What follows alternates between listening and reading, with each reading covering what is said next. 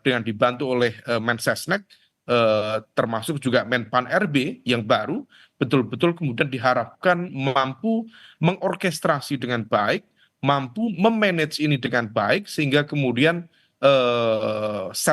proses settlement dalam fase transisi pemerintahan baru bisa segera dilakukan. Nah, oleh karena itu, ini yang kemudian perlu menjadi tantangan ke depan, termasuk juga dalam konteks anggaran. Bagaimanapun juga APBN kita sedang kurang baik-baik saja, sehingga kemudian dalam konteks optimalisasi anggaran, pesan dari Presiden terpilih betul-betul untuk menjaga APBN kita jangan sampai terjadi kebocoran-kebocoran yang luar biasa. Terlebih lagi memang kondisi fiskal dari negara masih belum begitu optimal. Sebagai info tambahan misalnya Mbak Bella, dari proyeksi penerimaan negara tahun depan misalnya itu diperkirakan sekitar 3.000 triliun, atau misal tahun ini diproyeksikan sekitar 3.005 triliun, dan itu pun 1.350 triliunnya itu akan digunakan untuk membayar utang luar negeri. Jadi bunga utang luar negeri yang jatuh tempo dan angkanya cukup besar. Jadi sekitar 45% dari total penerimaan negara.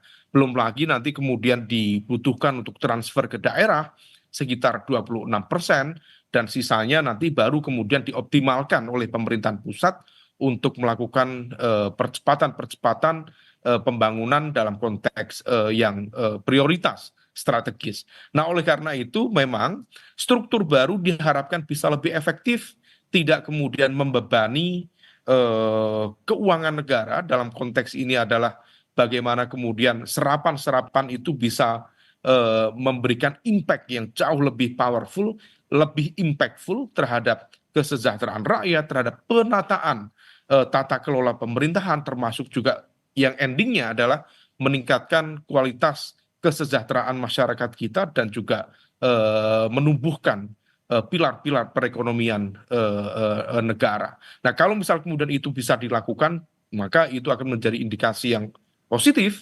bagaimana negara atau pemerintah bisa berjalan secara optimal. Tetapi kalau misal kemudian kompleksitas ini justru menghadirkan chaotic situation yang semakin kompleks, tentu dibutuhkan proses evaluasi yang lebih cepat dari Presiden sebagai pemegang otoritas sekaligus amanah rakyat untuk mengevaluasi kembali bagaimana menghadirkan pemerintahan yang efektif ke depan. Baik, terima kasih Mas Umam. Kita akan nantikan bersama bagaimana menteri-menteri dan wakil menteri di Kabinet Merah Putih ini semakin bisa bekerja dengan semakin baik, juga diawasi oleh masyarakat dengan sejumlah janji-janji yang juga harus direalisasikan. Terima kasih Ahmad Khairul Umam, pengamat politik yang juga Direktur Eksekutif Indo Strategik.